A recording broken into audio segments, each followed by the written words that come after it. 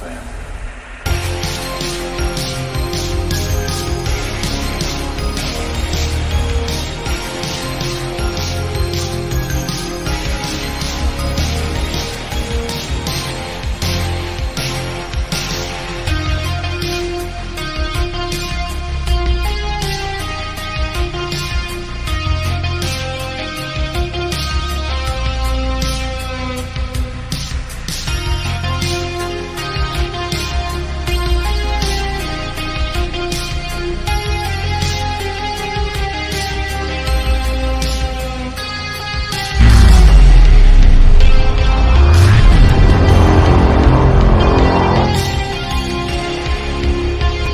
Ladies and gentlemen, I'm Rocco McSweets, being joined by the one, the only, Rob the Rule Buster, a.k.a. BrokeBack Billy. Oh, wait, I like how it goes from this to this. How you doing, Rob? How you doing? I'm good. How are you, man? We're both good, obviously. One of my favorite individuals, a human that can smile with their eyes. I absolutely love it. What are you Thanks up to for today, having man? me. What you got going on? You know, just hanging out. Have the day off from work today, which is always great. You know, pay day off is a thumbs up for me. So, yeah. Other than that, just hanging around the house, kicking with the pirate princess and my wife, and just hanging That's out, man. such a good Enjoying the beautiful name. I day. love that. How is she doing? How is the doggo? She's doing good. Her eyes finally starting to have the swelling go down. Stitches are looking good. She's finally getting her spunk back and stuff like that, running around. She is able to maneuver herself with the cone now, which is really nice. So we got another week of the cone of shame to go. So once she gets that off, life will be good for mom and dad. Little cone head running around the house. That's awesome. I'm glad. So they removed their eye, right? Completely? Yeah, with the glaucoma that she has, well, I guess there's two different types, is what they were saying. One is like trauma based, one is hereditary. My girls have the hereditary, good old being inbred, you know, good old redneck chihuahuas is what I got going. But you know, long story short, the fluid builds up behind the eye and the tear ducts don't express what she has going on. So the pressure just builds and builds and builds until the eye starts to bulge. And we went in and did the pressure testing, and they said, yeah, this is pretty bad. We tried some other options with needles and draining and so on. And that was supposed to give it a couple extra years. Well, that lasted 10 days. So we wound up rushing her back in, and they said, you know, we're going to go ahead and remove the eye. And we went ahead with it. So we got ourselves a little one-eyed chihuahua. It's going to happen with the other eye, they said, within the next year and a half. So we'll have a blind baby before too long. But I'd have experience with that, which is great. The puppy that I had before, the girl I had before, was completely blind as well and diabetic. So there's something about me and handicapped dogs that I just can't get away from. You know, I love it. So that is fun. My great aunt Edna had a blind a dog. Unfortunately, they had taken it to a vet, and the vet was an evil individual, and it just took the eyes out of the dog just to do it, you know. And so they went to jail, all that stuff. But the dog ended up without an owner, and my great aunt Edna was so good with animals that they were like, here, can you take care of it? And she had it until it passed away. And it's amazing how much better animals are with going blind than us humans. You know, we'd be stumbling, running into stuff. Their senses kick in. They hear better. They smell better. She gets around this house because she's already starting to go blind in the eye, but she runs around this house like it's nothing still. You know, she knows her scents, her sounds. Now, if we move furniture in the house, it could be a whole other story. That could get a little funny in its own, but we don't move furniture now. So that happened when we, because my great aunt Edna moved into, God, I hate to say, an assisted living. There we go. Boom. Okay, that's such a better way of saying those types of living situation. But when she moved in there, it was a little apartment, and so the dog had to figure things out. And so for the first few days, they'd be bonking into stuff. Not hard, you know, but enough. Yeah, It's I love amazing that how little fast dog. they They're so figure it cute. out, though. We would never figure it out. We keep bonking into that same corner over and over. Completely. Yeah, I've thought about that a lot. It's wild how dogs can like us. It would traumatize us to the point of like I don't know, like our lives it would be because we're so like I hate to say evolved or whatever, but there's that moment where like our brains don't just function on instinct or just eat, poop, play, family. Like we have like, oh no, I lost my eye and that's gonna hurt me and here and yeah, it's crazy how they can It just is. overcome it, And man. they just keep going. They just want the love and would just want to keep giving it. So, hey, I'm cool. Speaking of I'm some cool with that. love, check Lina in the house saying legends, the both of you. Love you, Chad. Yeah. Chad is So it himself, definitely. oh, Chatty Daddy. You know what I'm Uh, saying? Shout out to Apothecary Farms. Got one in my hand. I seen you with yours. It's that new melodies Definitely. lineup. I like it. I've been rocking some of that papaya bubble bath. Okay. So yeah, it's pretty damn good. I got some really good strains right here. I got some Malbec, and then I got some honey banana. Oh yeah, they have a great 1-to-1 strain right now that they were doing with some sap, and I've been enjoying the hell out of that 1-to-1. So nice little yeah. Yeah, I'm excited. Cheers, boys. The Fambrosia loves you guys, and we love you too, Chad. Always have, man. You've taken care of us, and we will continue to take care of you. Put away the weed. We don't need that out right now.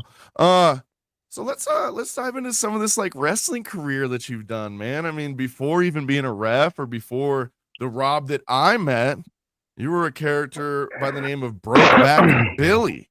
Something that took over the Colorado scene for a while. I think everyone kind of knows about that character, especially if they've stayed in tune.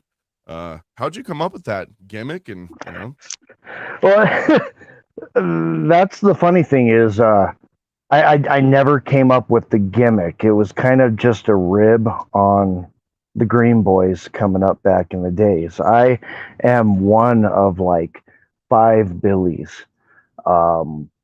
Yeah, it's really? crazy, but yeah, there were a few that we've had some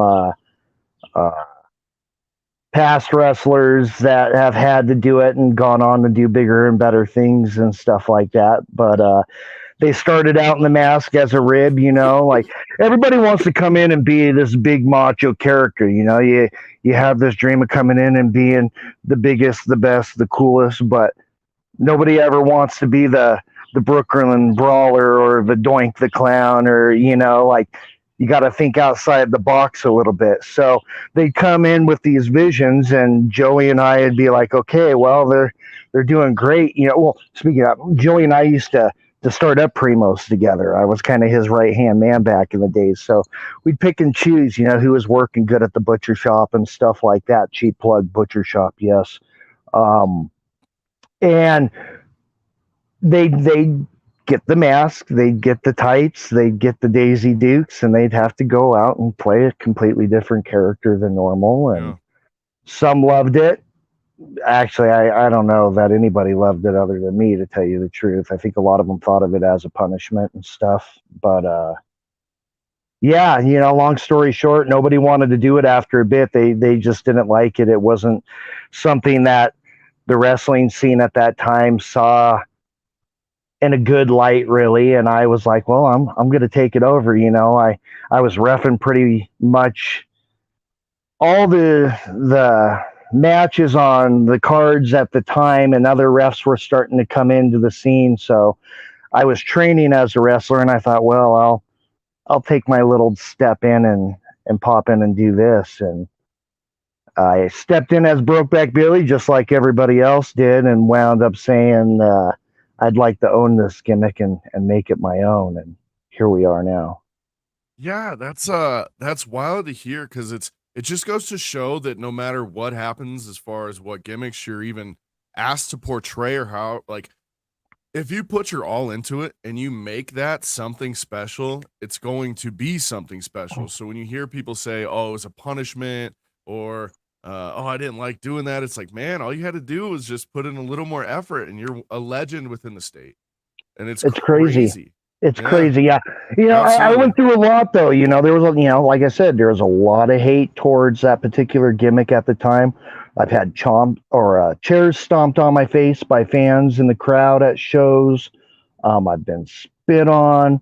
I've been ridiculed by workers themselves and people in the public. You learn to take it with a grain of salt.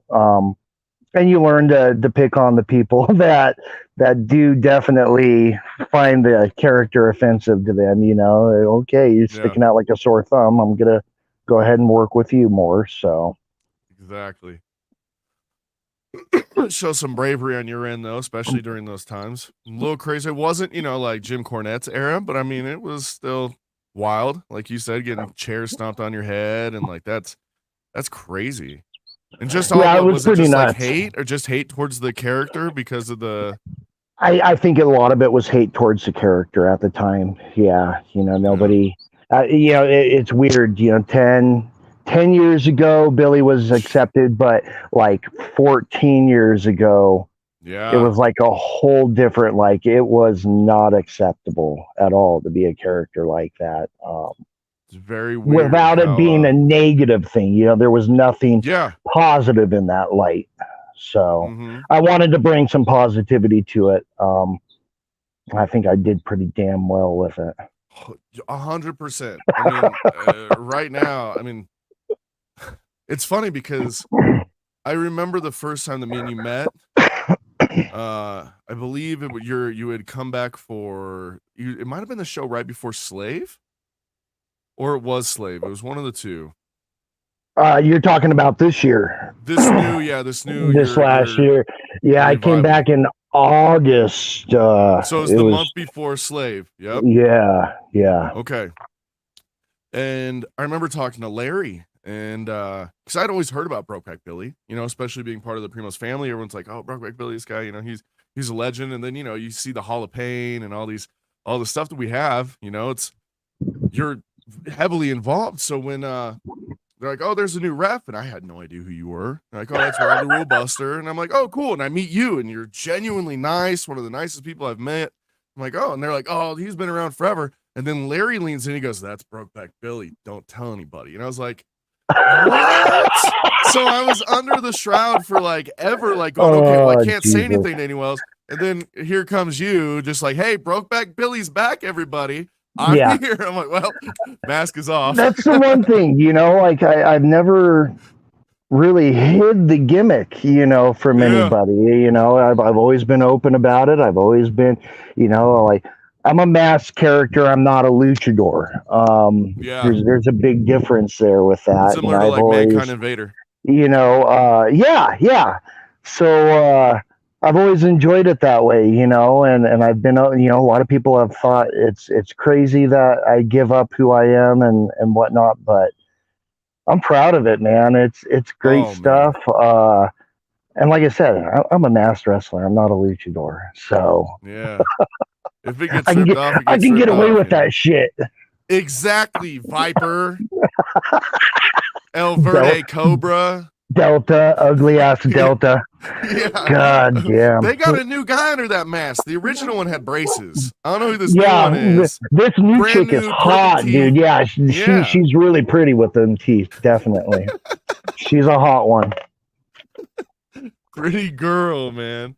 Oh, so with this Billy character, did you start out doing deathmatch, or is that something you eventually grew into, or? I I've always loved hardcore wrestling. It was something that I always wanted to do. Like everybody says, Mick Foley, Mick Foley, Mick Foley. I'm one of the Mick Foley guys. I watched that shit on the old Stranglemanias and the old Japanese death match shows and stuff like that. And it was just fucking insane watching all those Oh guys. yeah. Watching the women kick the shit out of each other, watching the dudes, the passion and the realism behind it. It felt more real watching the Japanese wrestling than it did the American wrestling. Yeah. So it just felt a lot more real to me. So yeah, that I love the hardcore. Joe and I always had hardcore with Primos at the time. Before Primos Premier Pro, it was Primos Hardcore in wrestling. It was PH and W. Yeah. And so we were a hardcore brand, like uh, so we started building the deathmatch stuff into it later on down the line with Slave to the Deathmatch and stuff like that. Pretty much the main death match guy at that time was Joey, or the Yeah. provider. He was Joey the Terrifying, I main believe, at the guy. time, right? Yes, yes. And he was the main guy. He was the one pushing the limits and bringing that stuff around and opening the eye to that scene and whatnot more. So once that started to take off and people were into that more, so the tournament came to light, and I was approached about doing the first tournament. And I was like, well, yeah, heck yeah, So I went out that first night of the tournament and had uh, it was a tag match with me. God damn it, I can't. It was me and Concussion. No, it was me and Mosh Pit Mike versus Concussion and Junsu. I think it was Okay. freaking Junsu. And we went out and Jinsu beat the shit out of me and tore my first original Billy mask. I mean, he ripped that son of a bitch open and went to town on me, and I was gushing blood. That match went pretty quick. Mosh Pit wound up taking out Khan on a fucking goddamn shopping cart. It was a huge, yeah, it was craziness. But long story short, I made it to the second round with Mosh Pit Mike, and we had a Taipei death match, and Oh. he beat the bloody snot out of me and sliced and diced me up more and went to the back. And I mean, I was just a bloody mess. I don't know, I'll have to send you some videos and stuff. They're Yeah, great for sure. videos that I have. And cutting promos in bathrooms, bloody as hell, talking crap after getting my ass shit kicked. But uh, after that, I thought, man, this is freaking great. This is all I want to do, and that's where it went from there. So So, like, as far as the PHNW stuff, did you have a lot of were you like hands on as far as creation of Slave to Deathmatch, or was that someone that Joey pitched and then you just kind a of were like, lot of that stuff was Joe. He'd pitch it. He'd have a handful of us guys, and he'd be like, "What do you think? Is it even possible?" And of course, us deathmatch guys are like, "Fuck yeah, let's do it!" It's just awesome. So, but yeah, Joe's the one that completely masterminded the tournament, the different brackets for it and stuff like that. At that time, he was the one that had the hookups. I had some hookups through JCW where I was reffing and stuff like that at the time, but I mean, Joe was booking them and stuff. He knew who was good, who was garbage, and knew the right people to bring in for that stuff to get what he saw, in his vision to get over to what we have today, which is completely insane. it's wild because it started off as just kind of a dream of Joe's, obviously, and then God, like, he's has so much knowledge of just deathmatch wrestlers in general, and he keeps such an eye on it. And you wouldn't know, like, I honestly, because we do the one deathmatch show really a year, the Slave to the Deathmatch. But he has to keep such major tabs on all of these guys because he has his finger completely on the pulse of deathmatch at all times. It's wild. Absolutely. Totally does. Love the Yeah, guy. he's a speaking of guys that you love, Mosh Pit Mike and whoa, wait, I sent that look. Mosh Pit Mike, someone that you've wrestled probably, I mean, more than once. How's that relationship gone? He's always been someone that's been like every slave to the death match. I think what a two-time champ slave, right? Yeah, yep. I've always loved working with Mosh. Yeah. He's somebody that we've always had fucking the best dry sarcasm back and forth, ever since the days when he was a big old fat ass and I was calling him mashed potato Mike, and he was doing JCW tryouts with me back in 2009 trying to get where we are. I mean, we go back. I love working with the guy. Wouldn't mind working with him again, maybe someday down the line too. That's what I'm saying. Slaves coming up. Maybe BrokeBack Billy comes back, makes it, If that son of a bitch wants me in some softcore, I got it for him. Definitely. Softcore action. I don't know that Billy has deathmatch in him anymore. That might be I don't know, man. I don't know. I'm saying, we could. Well, you don't have chronic anemia like me, so I think you'll be all right. I can't do that deathmatch stuff. Hit me once, I'm done. Oh man, bruise too easy. So, is there any specific slave to the death matches that like stand out to you, or something that you're like, man, that was the moment for me?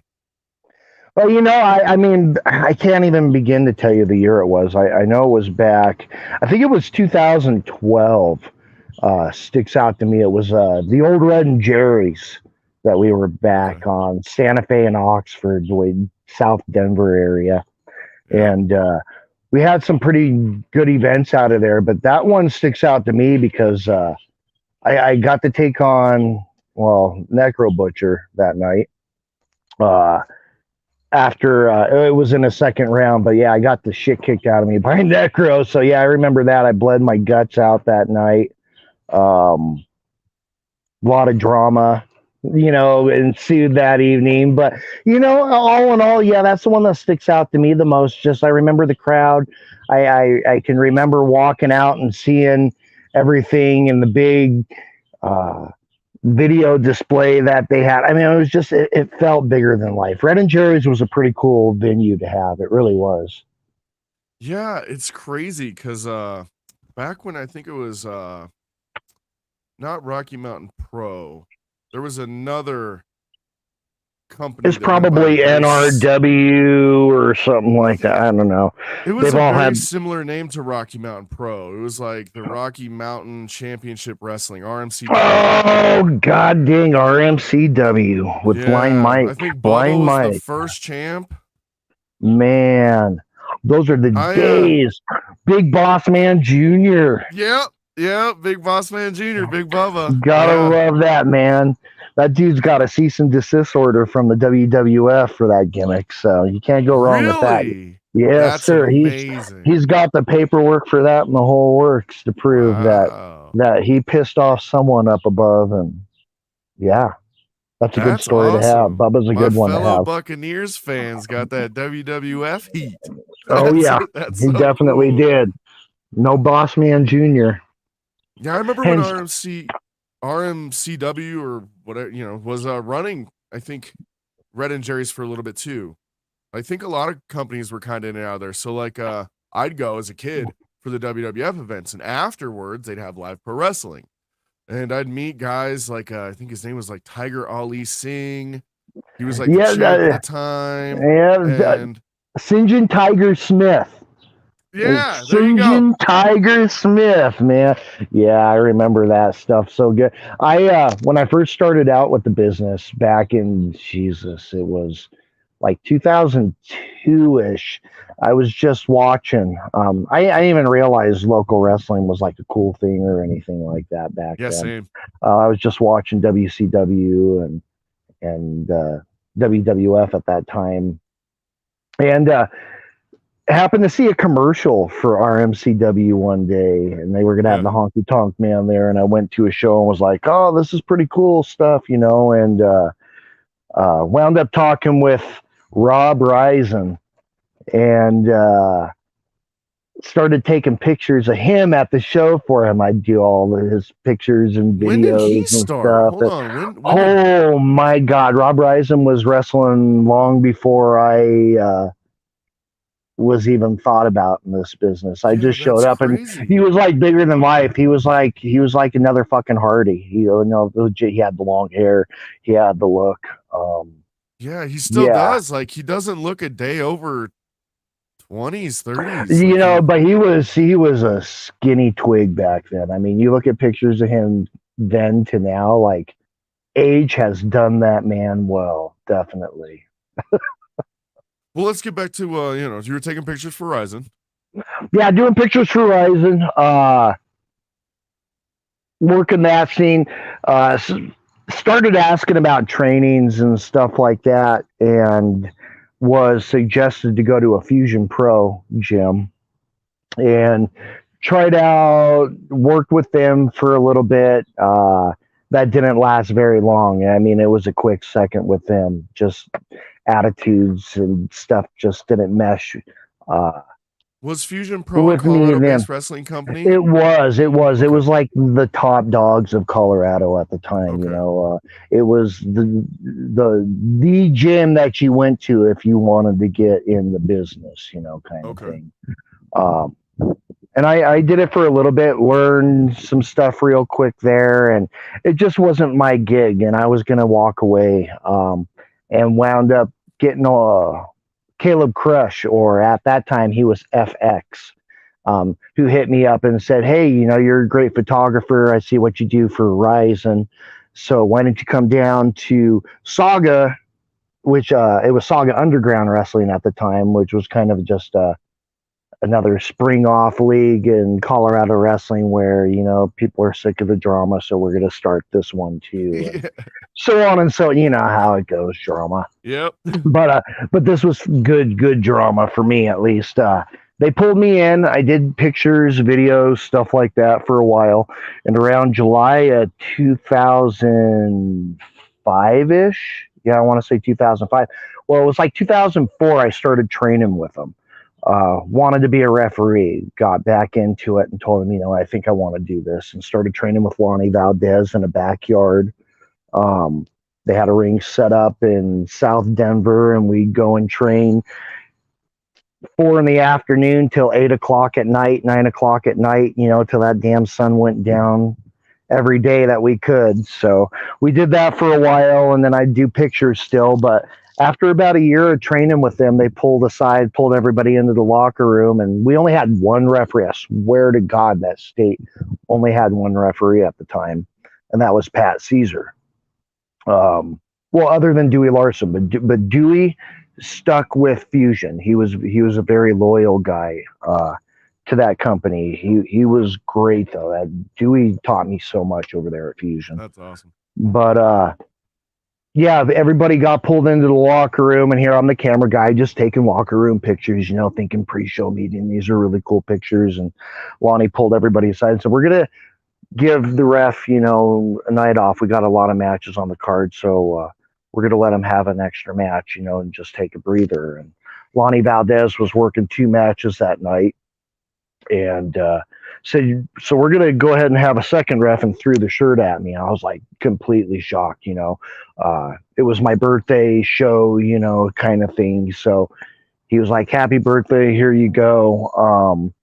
Sent me out in a goddamn pair of blue jeans and a ref shirt, and that's one of my sticklers is goddamn blue jeans. But went out and refed a match with him and FX, or Caleb Crush, and got to live that damn dream. Went home, edited photos right away, and made sure I doctored up all those goddamn blue jeans to look like black slacks before I posted any of them. Awesome. I wanted to look professional for that one match I did. So went out and did that, and that's all she wrote, man. I just started getting more and more and more and more, to the point that it was just me pretty much doing, I was doing Saga, I was doing ACW had moved to Colorado at that time, so I started working with ACW, and I was their only ref. Who ACW was based out of Colorado Springs, Okay. before all the Springs companies were around and stuff. But Before We Chad ran took there over. for a bit, and right before Chad started owning everything, Chad and Randy, man, they got it in the lockdown though. They definitely do down there. Yeah, Uh, they do. they had things going. Saga and ACW were working together, sharing talent. Fusion wasn't sharing talent. You know, it was like the whole competition thing, which we still Yeah. have to this day. You know, Mm-hmm. it's a little friendlier. I feel like it's friendlier competition Oh, now, though, completely. than it was back then. It was pretty cutthroat back then. You know, I mean, I knew when Joe's I making knew of posts like he promoters does that about had Mercury. shows shut down and stuff like that. You know, one promoter caught wind that we were running out of like a horse stable. I swear to fucking God, we were running out of a horse stable. RMCW was. Um, Somebody caught wind, sent it to the city. City showed up at the show and shut that motherfucker down like a half hour before bell time.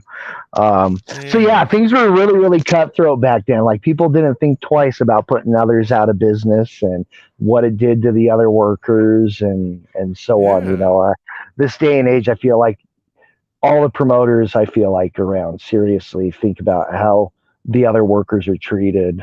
Um, how it will affect business in the long run, you know, all the way down. Mm-hmm. It's a trickle effect. It really is. Oh, So, completely. It all starts at the top, and if you have a solid leader, a solid captain, it's really easy to follow suit and just kind of do your thing. Connie owns a third of the Springs market, also, says Chad. That's very true. Shout out to Connie, the homie. I agree. He's great. I love working with him down there too. Such Yeah. a friendly guy. Uh, Definitely a fun place to work down there with ORW. Oh yeah, it's getting that little bit of taste with the CWC ORW show. That was fun. I like it because he pulls in the lucha. You know, it's a little bit different. Yeah. You know, Chad has a great product down there with a cool ass venue and like big dudes. Randy has a sweet venue with Sunshine Studios and super loyal ass fans and Oh my gosh, he has a yeah. mixture of big guys with the new up and coming. So the Springs really has the best of all worlds down there. You have a 100%. little bit to pick and choose from. So Yeah, they definitely do a lot of good stuff. Then we got that Anubis show. Did that already happen, or is that coming up it next has weekend? a no. That one's next Sunday in Do you know the name of the Commerce show? City. I don't. It's just a memorial Okay. show for his Yeah, papa. okay, It's it's just to yeah, help raise okay. funeral funds for his dad. Yep. If you guys are in the area, be sure to So go check out that show. Anubis is loved throughout the locker room. We all love this person. absolutely. So go ahead and help them out as much as you possibly can. It's crazy to hear the origin story of starting in reffing because I thought I was sold that you started as a pro wrestler, but I guess it's pretty common for people to start as a ref and then transition to worker because you really get a feel for what's going on in the ring. You understand spots and you get that feel. Honestly, I when I first started, I wanted absolutely nothing. I stress on that. I wanted nothing to do with being a wrestler at all, at Mm, all. Um, what brought me to being a wrestler was me getting older to the business and a little bit bitter. I was watching people come in and start reffing that didn't have to take the same bumps that I did, that didn't have mm, to, mhm. so it made me a little angry, man. I thought, well, shit, if I'm going to do this stuff and I'm not hurting and killing myself, I'm going to do it. I'm going to just run with it. And that's where I asked to be Billy and many other gimmicks, actually, during those days. It was not uncommon for Buster to work 3 gimmicks and go out and ref the main event in a night to keep What were face. some of those gimmicks? Well, of course, BrokeBack Billy, Yeah, best one of all. the We used legend. to Yep. have Joey and I used to have for the greens. The young boys back in PH and W days, we had the yard. I'm not even going to say it. The yard tee. Yards. Okay, I'm not even going to say it. Sorry, but Yeah, you're good. it was a great backyard wrestler gimmicks that we just bring in and pretty much show upcoming talent. You know, they were the dark match of the show, pretty Okay. much. So I'd go out and work an RMCW gimmick. It was the Rocky Mountain Cockroach. Yeah, it was another rib on those damn companies, the cutthroat stuff back then. But yeah, I'd go out as the Rocky Mountain Cockroach, and I'd go get my ass kicked by everybody out there, and they'd just be like little mini gauntlets, is what they would be for the most part against specific main rostered wrestlers, and they'd just go out and work everybody over real quick with squash matches. So yeah, those were cool. Uh, Another one was it was a terrorist gimmick back then. So yeah, we had I've heard of this one, but yeah, explain please. we had Hassan Hussein and Iraq Attack.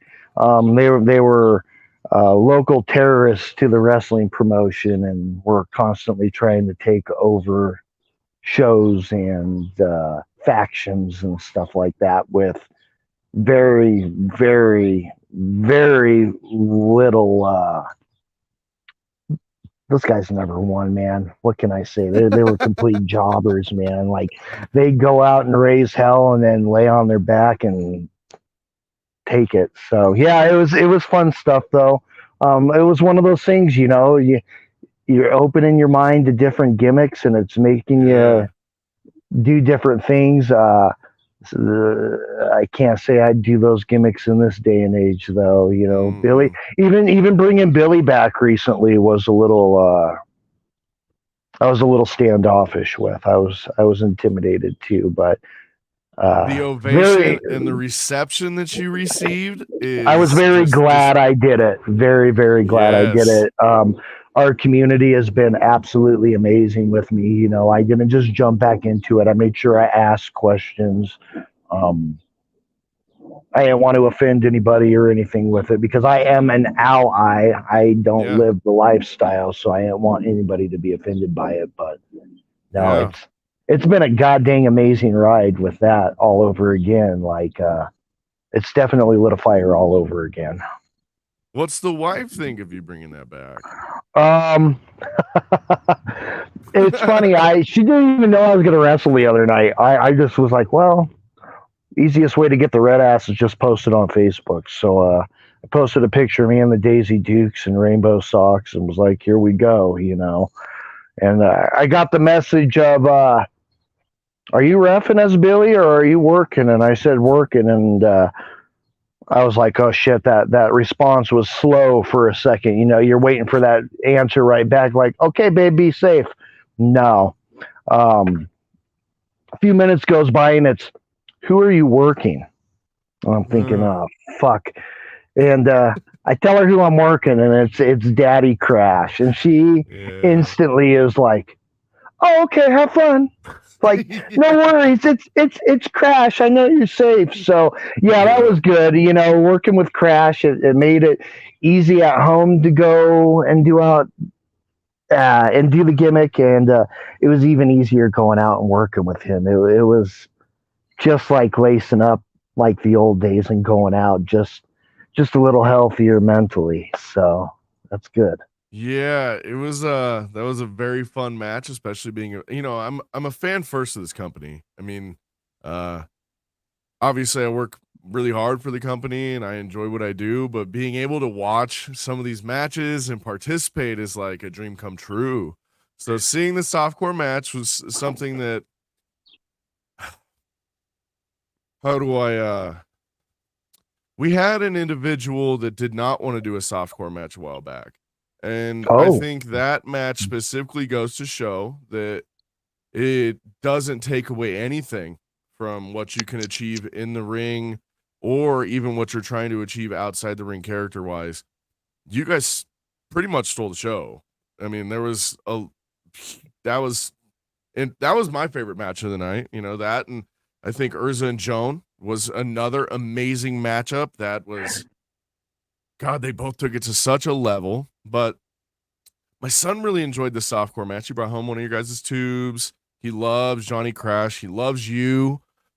So he was super excited for that matchup. It's always nice to see something a little different portrayed in wrestling too. Well, outside and of that's the just it. You know, some workers are different. You know, I've never considered myself a super technical wrestler. I've never considered myself a high flyer.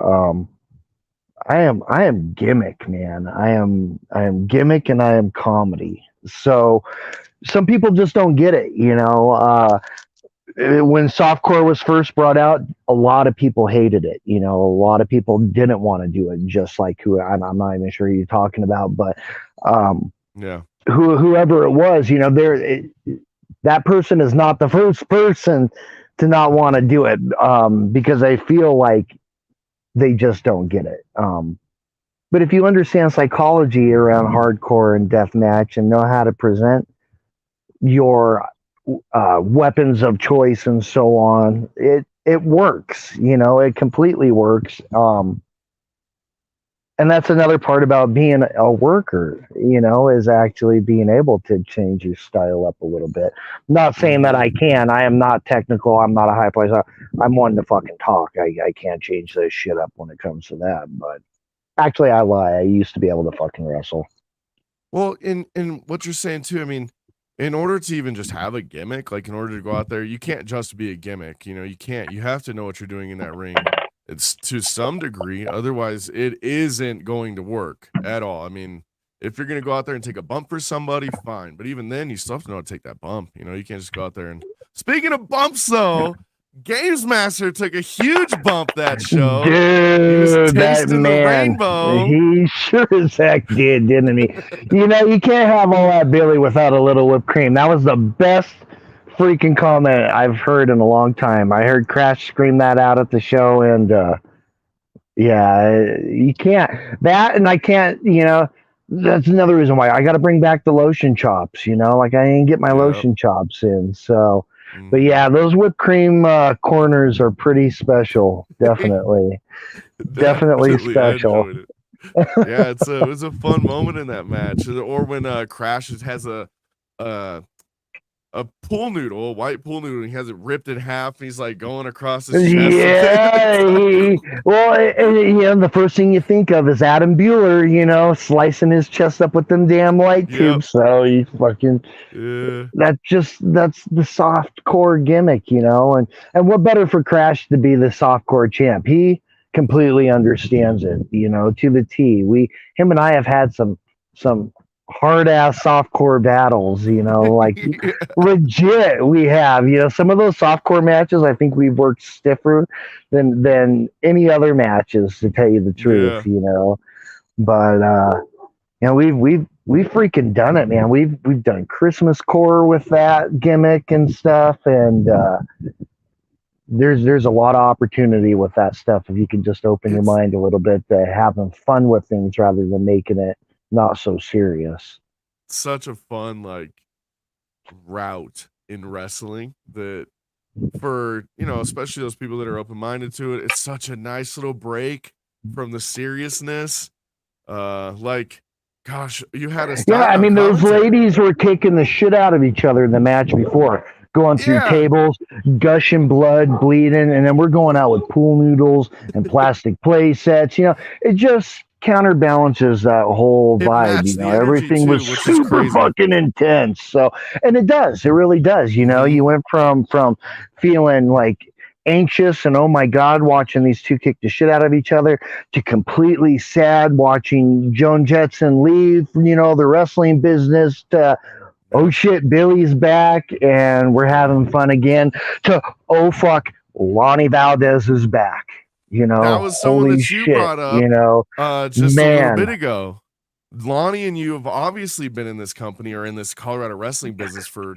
Lonnie is who I consider my first ever teacher. That guy has taught me everything when it comes to who I am as a referee. You know, the mannerisms and stuff like that. Yeah. Getting in there, not just being a stale man in a corner, you know, like, you know, moving your arms every once in a while.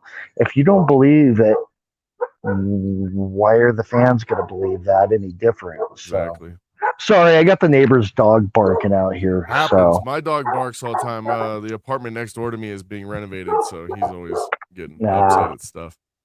But it's not that. how did you find your love for the Smurfs? Where did that come into play into your Dude, I've life? always loved the Smurfs as a kid. You know, I'm just of that Okay. generation growing up watching that stuff. The Walking Dead came about and stuff like that, and I had a wild idea, to do the Smurfing Dead. So there it is. So yeah, I wound up having zombie Smurfs done up on my arm and stuff like Ah. that. So it's kind of just a whole fucked up village where you got Grouchy, who's the only normal Smurf, thinking about this whole fucked up Also, it's all zombie. his idea. So, It's like in his yeah, head. it's gonna turn into a whole big thought bubble and stuff, and it's gonna be like That's the so Smurfing cool. Dead. He's a grouch, and like Yeah. everybody's just dying. And he's sitting on the bench thinking about it. So you got Baby eating Vanity's heart, and Vanity spread out in pieces on my arm, and Papa Smurf's eating his guts, and Smurfette's just standing there, sexy, bloody, not really turned yet, just standing there, and yeah, it's fun stuff. I've Yeah. collected. I started like really hardcore getting back into collecting Smurfs during COVID and stuff. There was really nothing to do, so I'd go hit the toy shops and flea markets and shit like that, and started collecting all those again. And yeah, the kids call me Papa Smurf at the school. That's cool. Yeah, the office is decorated with Smurfs. That's the one little cartoon that's always brought pleasure to me. I could sit down and watch Yeah. that crap all day long or That's fall asleep awesome, to it. I don't man. know. It's like a pacifier to me these days. I'll just fall asleep to it. I So, That's how professional wrestling is for me. I'll just turn it on. I'll put on like a shoot interview, watch some kayfabe commentaries, and just yeah. Yeah, I always find myself asleep by the end of it. that's great. Yeah, man. So some like other things that you're like really into. You take a lot of your students, well, not necessarily your students, but students of the school fishing. You like take a lot of kids around the area fishing. Uh, where'd you find your passion for fishing? I know you're like Growing up as really a kid, I always went camping and stuff with the folks. So, I mean, ever since I can remember being super okay. little, and I was taught. So, ever since I was little, I fished hardcore, um, pretty much mountain trout fishing and stuff like that. When I got out of wrestling in 2013 for that bit, um, I just washed my hands of wrestling and was really enjoying bass fishing at the time, and just started getting gun ho with that. Wanting to stay active and stuff like that. And I just walked the banks and cast and fish and cast and fish. And it was just something to get my mind off of leaving wrestling, and something fun to be able to show for it in the long run. Cause, I'm a catch and release angler. I honestly, I don't save any of my fish. Yeah. My family doesn't eat fish. All my family lives in Alaska. So if I do get fish, it's usually deep sea, halibut, salmon, stuff Mm, like that. Some from Alaska. I don't yeah. need trout, and I definitely don't want to eat any of the bass and catfish and stuff that come out of the muddy ass ponds that are around here. So, but yeah, so me for the most part, I'm just out taking a lot of pictures and stuff, and started getting some local lure makers hitting me up and stuff like that, wanting me to use their lures to catch fish and take the pictures and stuff. So that's where the fire really started getting lit. Was I had a company named DX Lures that's local here in Littleton, hit me up and would just hook me up with lures and say, "Here, go fish," post pictures of whatever fish you catch, and we'll just keep sending you. So I'd get bags and bags and bags of lures, and I'd go out and take pictures with every freaking lure that I could. And yeah, I went from there to meeting tons of different anglers and stuff like that around the area. And through Facebook, wound up finding a local fish farm that wound up putting me on pro staff, or promotional staff.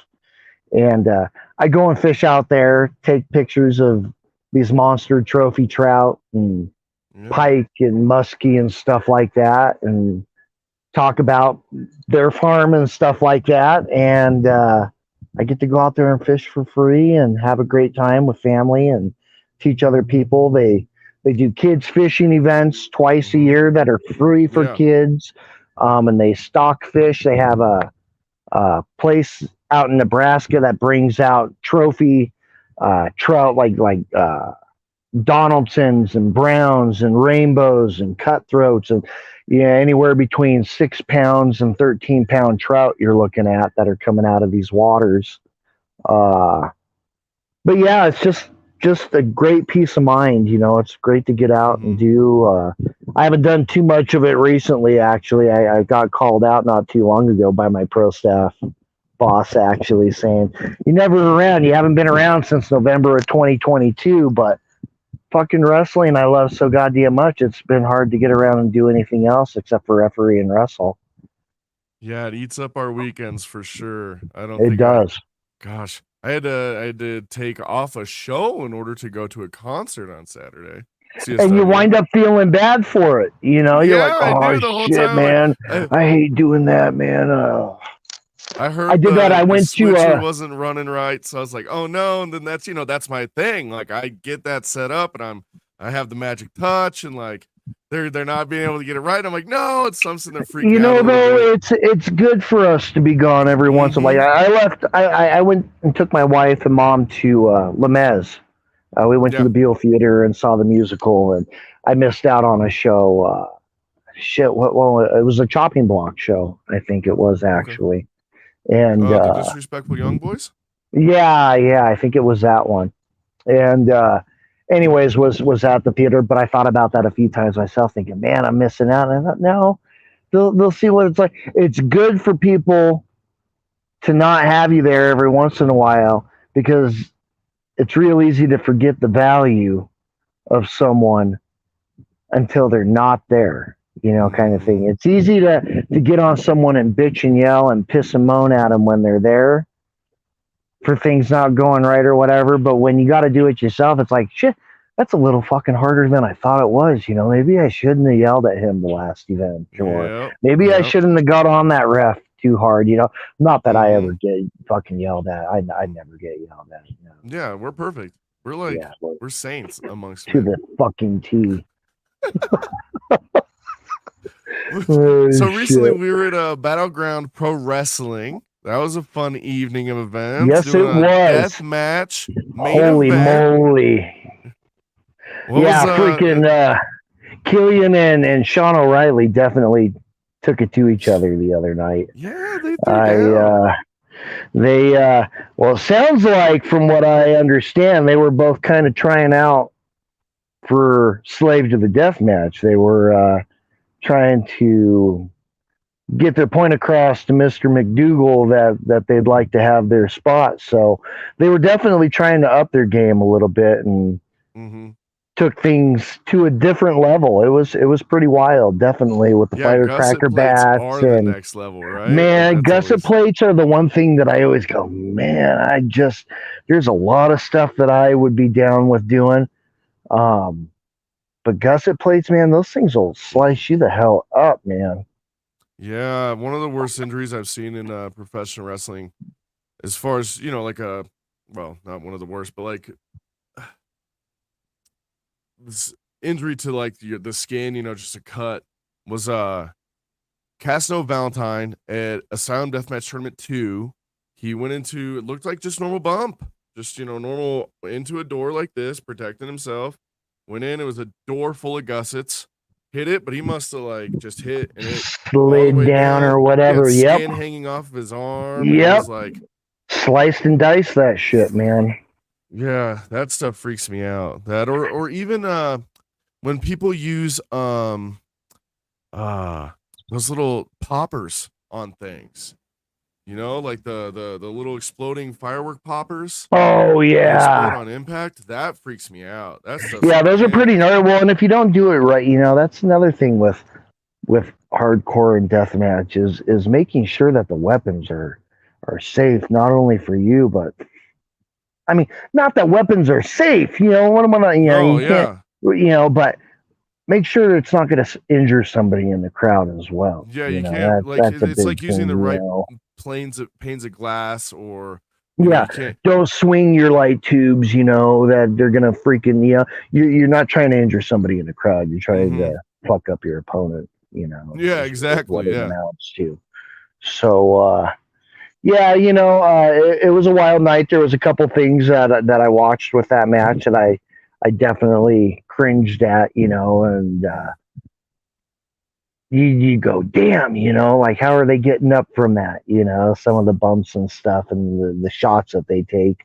Uh, I've never seen Killian bleed like that before. Oh, Actually, I don't even know that I've ever seen Killian bleed, but he definitely got himself a hard slice open when he hit that steel chair in the corner the other night. I mean, it just split him wide open.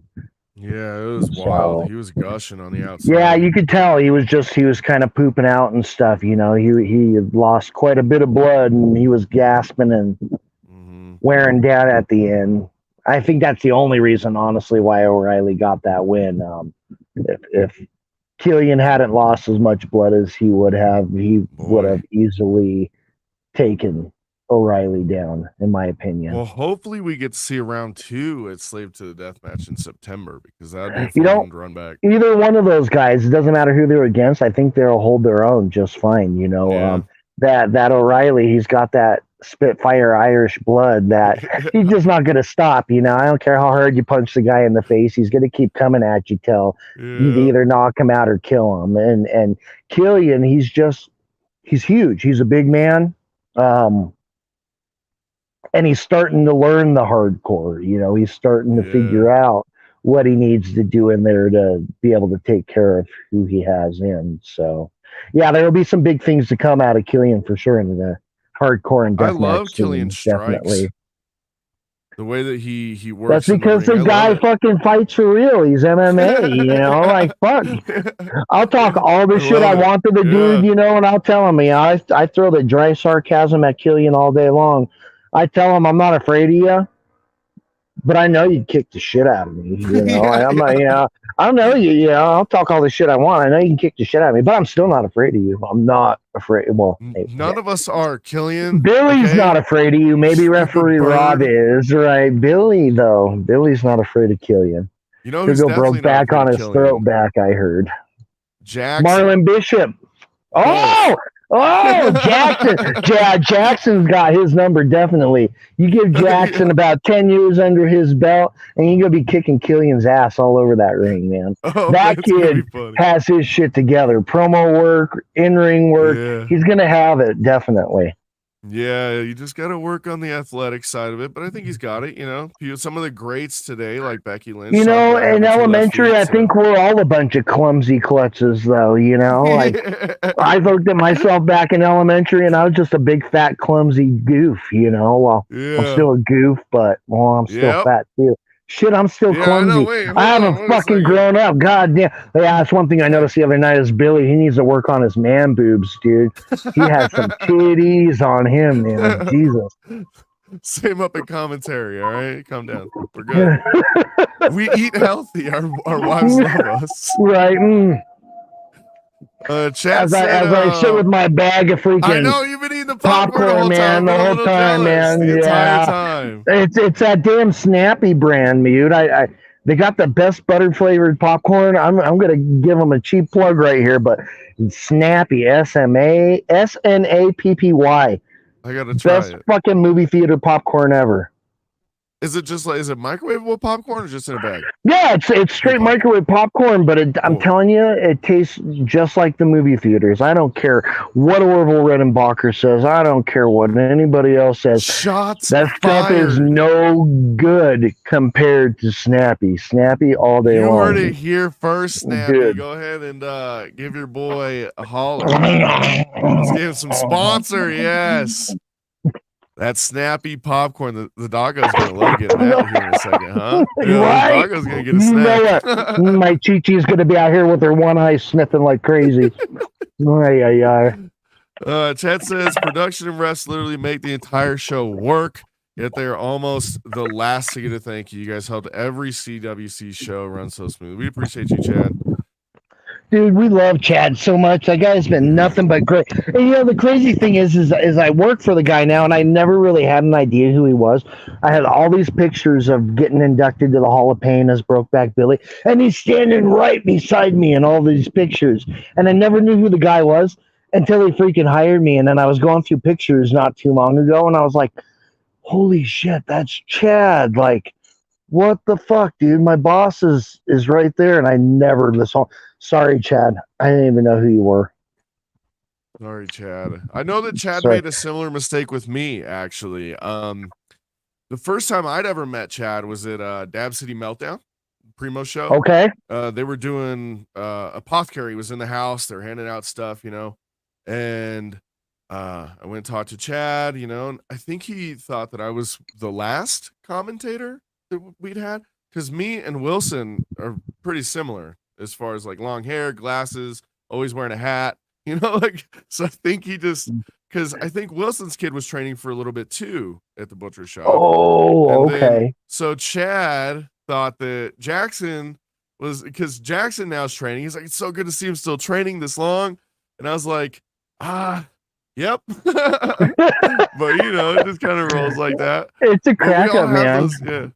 Yeah, it's like you just said, we all smoke a lot of ambrosia, guys. It's okay. Amen. It's the best ambrosia. You know it, damn right. God dang, man. God dang. Well, that's another, you know, you do, because you walk around these damn locker rooms and you introduce yourself 3 and 4 times to the same person and not even realize it. You know, you just walk through and keep saying, hey, thanks, Chad. Yeah, it's all Chad's fault in the end. So anyone that I forgot your name, it's Chad's fault. Right, you know, blame it on Chad. Yes, sir. Yes, sir.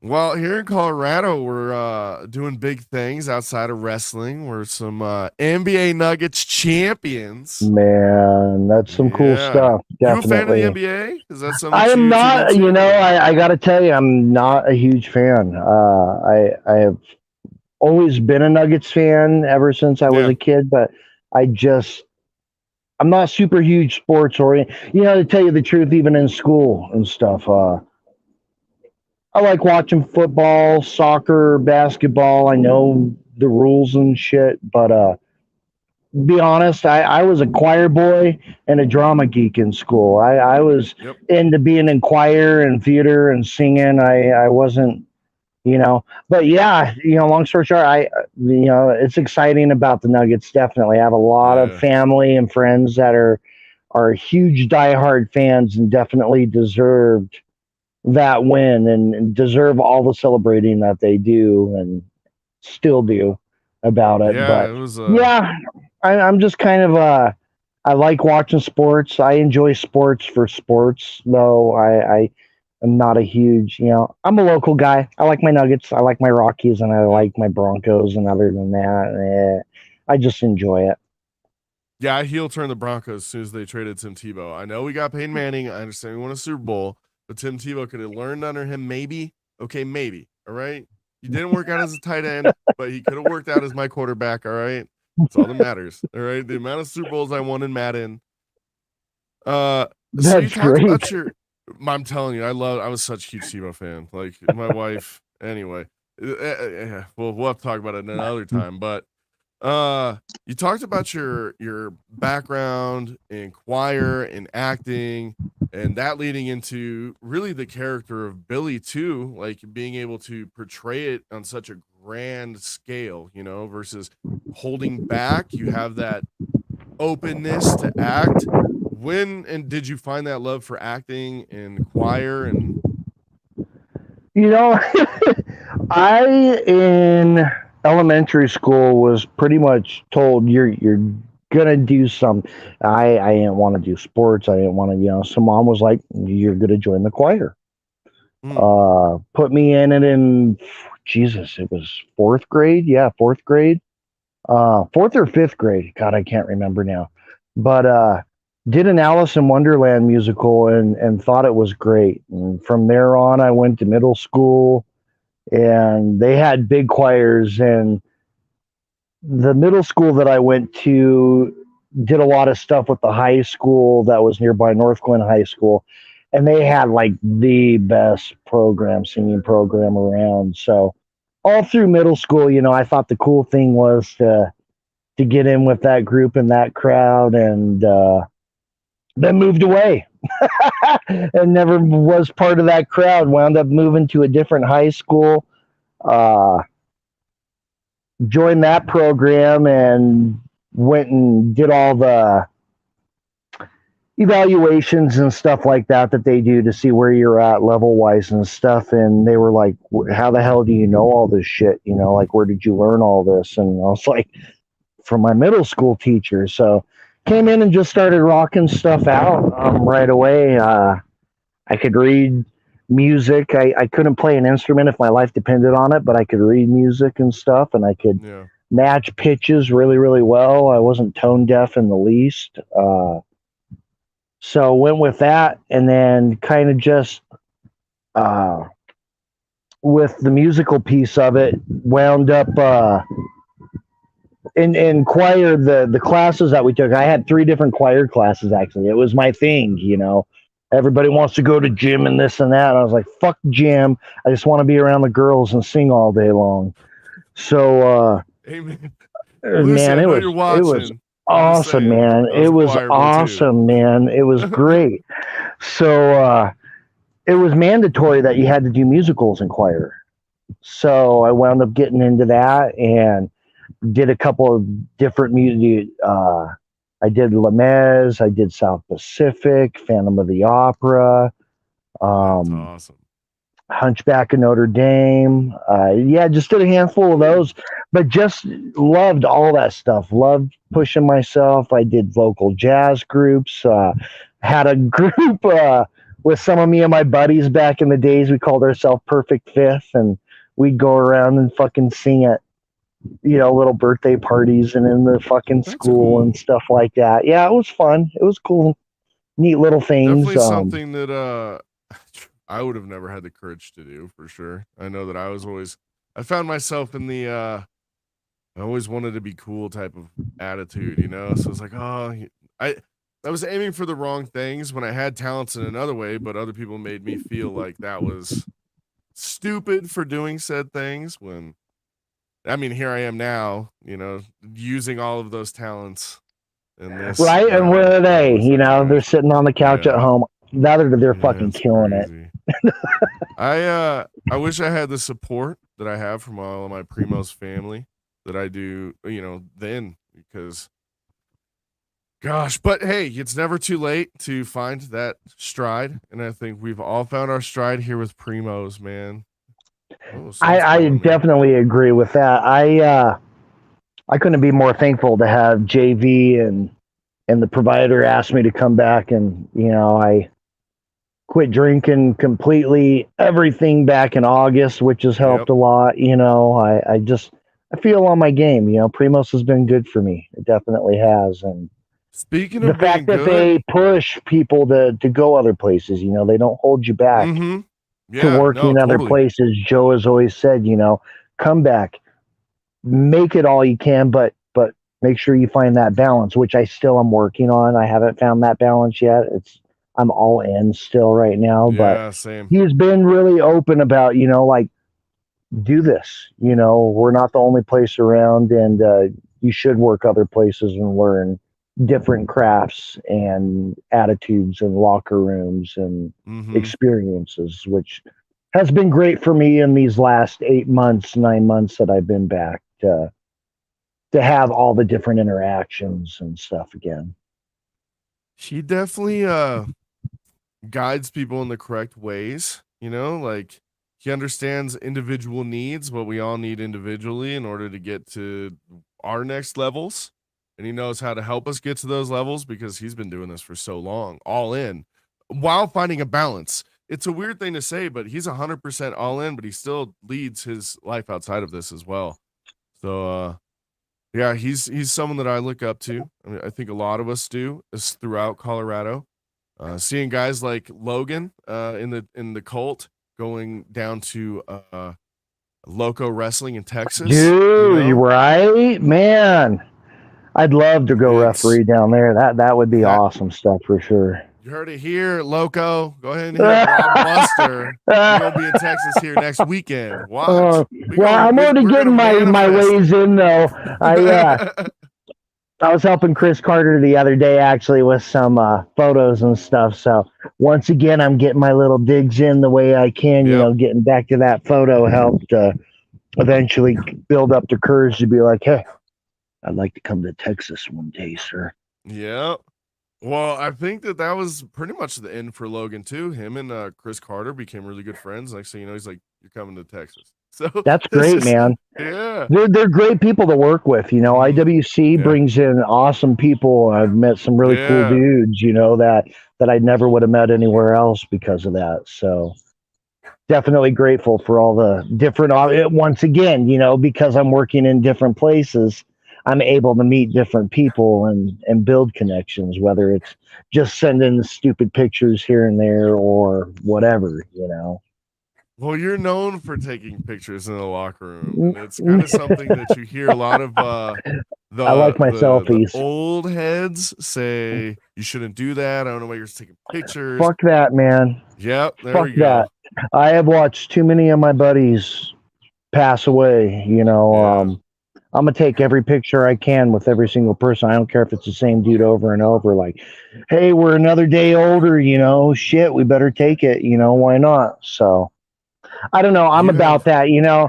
If I see somebody, you know, like pro wise and stuff is gasping in the locker room and they've just come back and killed themselves in freaking altitude, you know, I'm not gonna stand over and be like, "Can I get a selfie?" as you're puking, you know, but. You know, I find my right time still, definitely. You're perfect at it. You're like an assassin with it because you can. You are. The way that you do it is like, well, people just be doing stuff, and all of a sudden you'll just feel like an arm around you, and you look up, and there's Rob, and he's smiling, and there's a camera in your face, and it's like you find a natural smile because we go, "Oh my god!" And it's like such and you get real emotions out of people. It's beautiful to actually. Some of my favorite pictures are some of the ones that you've taken because I can't find, you know, I'm so self-conscious of myself and like it comes from years of trauma, but it's nice to have this family now that like they come around me and they treat me like I'm gold and I treat them like they're gold. And I'm big about treating people how you want to be treated in this world. Yep. And it's not always easy, you know. I had a rough weekend last weekend and I was a little grouchy, but you know, fucking referee Skyler turned my attitude around and brought that smile right back. So, you know, not every day is perfect, but you can find good things in every day to make it good. So, yeah. Especially like this interview. It has brought a light. Yeah. There you go, brother. Absolutely loved it. I appreciate you, Rob. I appreciate you. I was a little I'm not gonna lie, I was pretty nervous about coming on and now I feel like I'm super long-winded. So no, it's one of my longer interviews, but I love it because it's it just goes to show that we have a lot to talk about. And I still have so much more that I want to talk to you about. Let's go. We could get that in, you know, we can make like part 2, even a part 3 of this, you know. This could be whenever we'll definitely. Well, do you have any social media that you want to plug or anything so people can find you on the you know, all my social media, Twitter, Instagram, YouTube, Facebook. It's all simple. Rob Buster 303. I keep it straight and simple. So yeah, you search that, you'll find it anywhere. I got a pro wrestling tees site, referee Rob the Rule Busters. Yeah, there's some fun ones on there. Don't hit that ref. I was gonna say, other than that, you know, not a whole lot of social media activity other than on Facebook and YouTube for the most part. Twitter's a hard one for me. I can't seem to get that, and now that I can link my Instagram to Facebook posting, I really don't even have to stress on that one anymore either. So right, it's so easy with Instagram. It is. It really is. Before we get out of here, though, how's Lori? How's the wife? She's doing good. She just last Thursday actually had her last cancer infusion after 3 years. Woo! So, yeah, that was pretty awesome stuff. Her PET scans came back, and everything shrunk down really, really small. They're not able to get rid of it, but we get to watch and wait now. And they say that she's going to live a nice, long life. We'll live old and old and old, and yeah, so beautiful. It'll be great, definitely, for sure. We were looking at getting a little traveling in, but that's not going to happen now with the pirate princess. But we'd rather have the pirate princess here with us than travel. So exactly, or you could maybe do one of get yourself like an RV, just bring the princess with you. Well, that's what we were getting ready to do, but the surgery and stuff like that, we were saving up, and we were like, you know what, just fuck it, throw it down. But yeah, we're doing good. Getting things going. Just had a great Father's Day. I hope you had a great Father's Day as well. It was a blast. I got to spend the whole day with my family at Elitch's. The day before, we went to Millennium at Mile High, which was the biggest EDM concert in America. Awesome. Like 66,000 people packed in investment field. God. Power field. What is it called now? I don't know. I just call it Mile High. I always call it Mile High. So. Yeah, it was a wild moment. I'll have to send you some of the photos. There's the main artist. Their logo's a phoenix.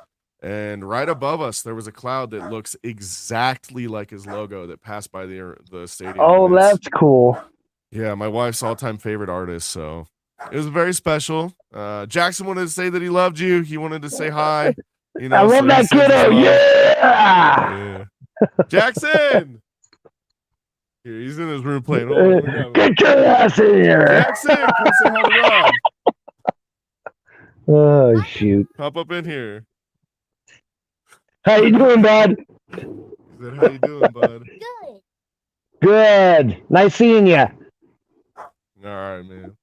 Well, Rob, we're going to get out of here. Me and Jackson love you a whole ton. We will be sure to run this back. We got a whole lot more to talk about, so I appreciate you. Yeah. Have a wonderful evening. Go send my love, his love, my wife's love to your family, and I will be talking to you here soon, brother. All right. Take care, guys. Thanks for having me. Later, Rob. That's been the Sweet Spot. I'm Rocco McSweets with Shady Sports Network. Thank you for joining me here. You can go ahead and follow us on all of our social medias, Instagram, Twitter, YouTube. Go ahead and give us a like wherever you can. We'd really appreciate it. Until next time, I'm Rocco McSweets, and I will be sending you out with my favorite ad. SeatGeek is the ticketing app for fans like Boomstick Lady. No free throw is safe from the roar of her sticks. SeatGeek helps her find a seat in the direct eye line of the shooter so she can sit where her boomsticks make the biggest boom. Everybody okay? SeatGeek handles the tickets to sports, concerts, and more, so fans can fan.